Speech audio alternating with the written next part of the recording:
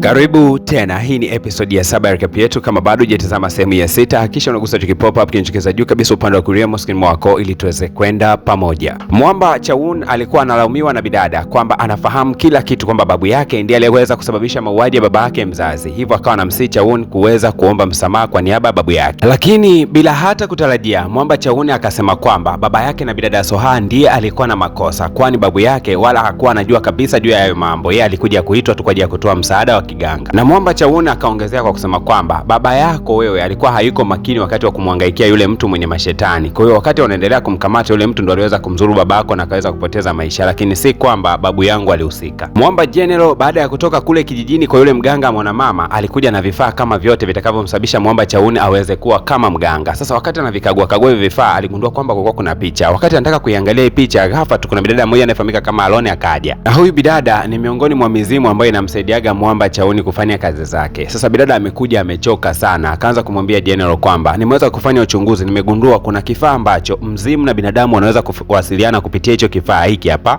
Sasa bidada Soha kutoka ameweza kukutana na Mwamba Chaun siku ya leo, akaanza kufanya utafiti kutaka kujua chanzo cha kifo cha baba yake ni kipi hasa. Akaanza kufanya utafiti. Kwanza akamtembelea yule mzee ambaye ni mkuu wa kituo cha polisi ambaye ndiye alihusika katika malezi yake. Mzee baba akaanza kusema kwamba miaka 10 iliweza kupita, tulikwenda kumkamata mtu ambaye ni mchawi, lakini pia alikuwa akifanya mauaji. Hasa tulihitaji msaada wa mganga wa kienyeji, na ndio tukamchukua babu yake na Mwamba Chaun. Baada ya kumchukua huyo mzee, wakati anapambana na huyo mchawi, kwa bahati mbaya yule mchawi alikuwa ameanguka chini. Sasa baba yako akataka kwenda kumkamata huyo mchawi pale chini, na hapo ndipo ilipoweza kutokea ile ajali iliyopelekea umauti wa baba yako. Lakini licha ya bidada kuweza kujibiwa hivyo, bado alikuwa na wasiwasi sana. Amefika nyumbani akakutana na kibox fulani kiko katika meza. Alipokigusa akashangaa hichi kibox ni kama kinaongea hivi. Katika harakati za kuendelea kukisikiliza, ndo akagundua kwamba hiki ni kifaa kinachosababisha mizimu wakiongea waweze kusikilizwa na binadamu. Kwa hiyo kupitia kifaa hiki bidada akaenda kukaa sebleni na mizimu, na wakawa wanapiga story na anaisikia mizimu vile ambavyo inaongea. Na mizimu sasa, kwa sababu yenyewe ndio ilikuwa mashuhuda wa kila kitu ambavyo kilikuwa kinaendelea, ikaendelea kusema kwamba zamani sana katika kijiji chetu kulikuwa kuna changamoto ya shetani ambaye alikuwa anaua watu sana tu. Hasa baba yako na wewe Soha pamoja na mkuu wa kituo cha polisi waliandaa mbinu za kuhakikisha kwamba wanamtia mkononi mtu huyo. Kwa hiyo walichukua silaha kwa maana ya bunduki kutokea ndani ya kituo cha polisi na moja kwa moja wakatimba safari mpaka pale katika eneo la kijiji. Lakini dakika za mwanzoni kabisa za mapigano yao waligundua kwamba hawamwezi kabisa yule muuaji. Hivyo wakamtafuta mganga ambaye alikuwa ni babu yake na Mwamba Chaun. Huyo ndo aliyeweza kuwasaidia. Sasa wakati akiwasaidia alikuwa hivi. Yule shetani alikuwa na uwezo wa kumuingilia mtu yoyote yule, alafu akakontrol akili yake na akafanya mauaji. Kwa hiyo sasa wakati huo bana, babu yake na Mwamba Chaun akawa amewaingilia hawa maafande, lengo waweze kushirikiana kwenda kupambana na huyo shetani, ili shetani akose kabisa nafasi ya kumuingilia mtu yoyote yule. Mapigano yalikuwa ni makubwa sana na walifanikiwa kumkamata yule shetani, wakawa wanamuingiza katika kichupa fulani. Lakini licha ya kwamba walifanikiwa kumkamata yule shetani na kumuingiza katika kile kichupa, lakini bado ndani ya kile kichupa alikuwa na uwezo wa kukontrol akili ya mtu aliye nje ya kichupa. Na mtu wa kwanza kuanza kuendeshwa na yule shetani alikuwa ni baba yake na bidada Soha. Akaanza kuendeshwa, na hapa akianza kuendeshwa manake atakwenda kufanya mauaji ndani ya kijiji chote. Hasa mkuu wa kituo cha polisi, kwa sababu yeye ndo alikuwa ameshika bunduki, akaona tu ni vyema amfiatulie risasi rafiki yake ili angalau kulinda kijiji kizima. Na baada ya kuhakikisha kwamba wameweza kumuua babake na bidada Soha ambaye alikuwa ndo anakontroliwa na huyo shetani, basi wakakichukua kile kibuyu ambacho ndani yake ndio kulikuwa kuna huyo shetani, wakakitupa chini kabisa ya vilindi vya bahari. Lakini baadaye katika taarifa ya kushangaza sana ikaja kutolewa taarifa kwamba eti babu yake na Mwamba Chaun ndiye aliweza kumuua baba yake na bidada Soha, kitu ambacho kilikuwa si kweli kabisa. Na bidada alipokuwa akitazama picha inayoonyesha baba yake, yani baba yake na bidada Soha pamoja na babu yake na Mwamba Chaun, alishangaa kuona kwamba walikuwa na ushirikiano wa karibu na tena walikuwa hapa ni marafiki.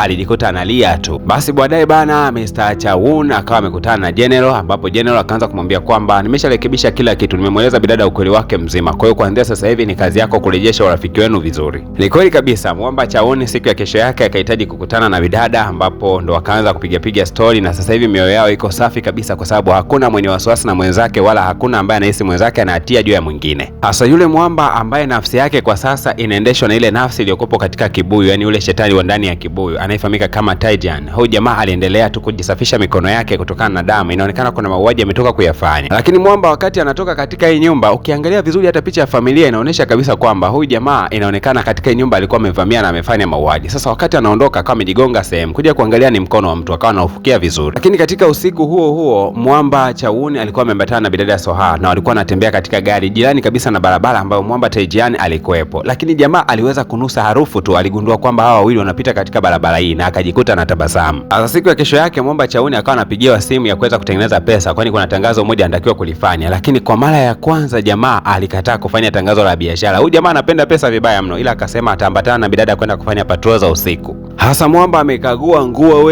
kakosa nguo hata moja, kama kwenda dukani akaenda kununua nguo nyingine. Sasa wakati anarudi nyumbani akakutana na kabidada fulani kanafahamika kama ya G. Kumbuka kaka anatokeaga kijijini, kanampenda huyu jamaa vibaya mno, kakaanza kumwambia naomba unioe basi. Jamaa akasema hapana, sitaki. Hasa kabidada kanakofahamika kama ya G kalipokuja kugundua kwamba Mwamba Chauni anashindaga katika patrol za usiku na bidada Soha, na kenyewe kakaenda kujiandikisha katika kituo cha polisi. Kaka kanaomba nafasi ya kuwa sungusungu wa mtaa ili kawage kanafanya patrol za usiku. Poa bana, mafande wanaga noma kabisa. Ukitaka kujitolea kwenye masuala ya usungusungu, wao watakuunga mkono sana tu. Akampa bidada go ahead kwamba naye atakuwa anafanya patrol za usiku. Hasa huku nyumbani mizimu ikawa inashangaa. Mwamba Chauni anajiandaa kwa ajili ya patrol za usiku, lakini ma makeup kama yote, namna ambavyo anajikea uso wake, wakabaki wanashangaa, wewe unaenda kufanya patrol za usiku ama unaenda kufanya tamasha? Lakini watu wazima kwa haraka haraka tumeshagundua kwamba mpaka anaanza kujiandaa hivyo kujiweka sura yake sawa, lazima atakuwa ameshaanza kumpenda bidada Soha ambaye atakwenda kulinda naye nyakati za usiku. Na dakika hizo hizo bidada Soha akawa anapiga simu.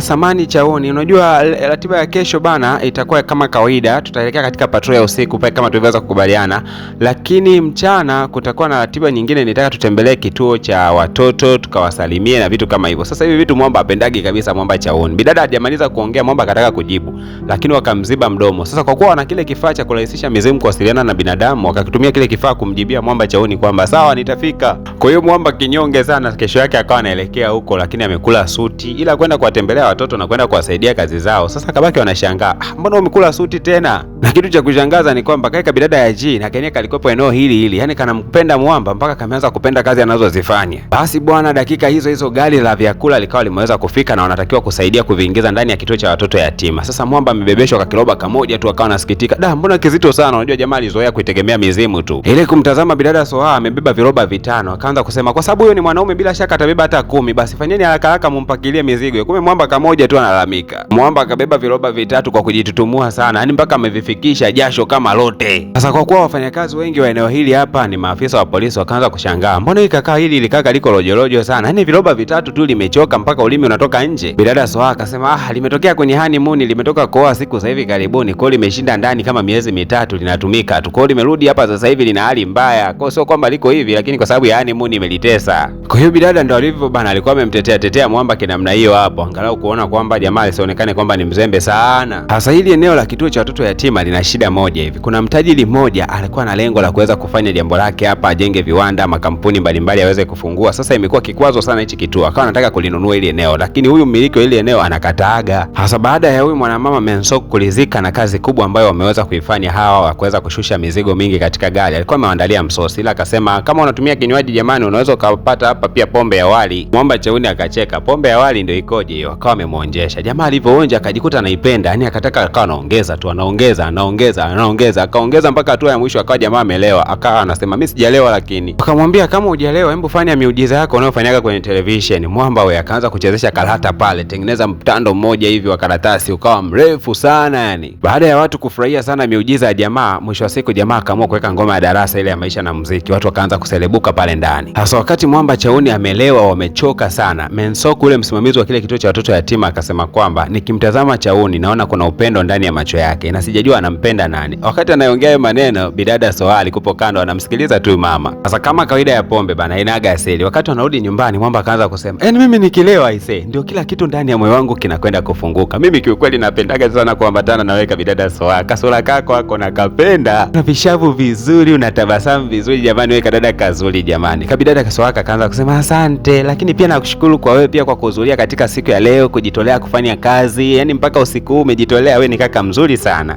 Sio tu mzuri, mimi ni mzuri sana kwako bidada, ndakuonyesha namna gani najua kupenda. Sio tu najua kufanya uchawi na mazingaombwe, lakini hata kupenda najua. So kati haya yote yanaendelea, na kumbe Denero alikuwa akitazama kila kitu, na alikuwa anakumbuka kwamba huyu bidada inaonekana ndio mtu ambaye alitokea katika miaka ya zamani sana, ambaye alikuwa ni princess. Na Mwamba Chawun aliota ndoto siku ya leo, na hii ndoto aliota kana kwamba kuna mwanamke amewahi kufa kwa ajili yake miaka ya zamani sana, ila akitazama ile sura anagundua kwamba ni kama sura ya bidada Soha vile vile. Sasa ni kama kuna siri ambayo inaendelea baina ya hawa wawili, ni kama walishawahi kuaga wapenzi miaka ya zamani sana, ila kuna hatima yao ambayo haikukamilika, ndio maana mpaka leo wameweza kukutana tena ili kuweza kuikamilisha hatima hiyo. Sasa unadhani ni nani ambaye alikatisha hatima ya wawili hawa kuwa pamoja? Tukutane katika episode ya 8 ambayo itakwenda kutupa majibu ya nini ambacho kitakwenda kujili. Mimi naitwa DJ Paul na hii ni PVP Media Max. Hakikisha kwamba umegusa alama ya kusubscribe kama bado, lakini pia usisahau kugusa alama ya kulike. Kipindi unapofikisha like 300 tu tunatoka na episode ya mbele.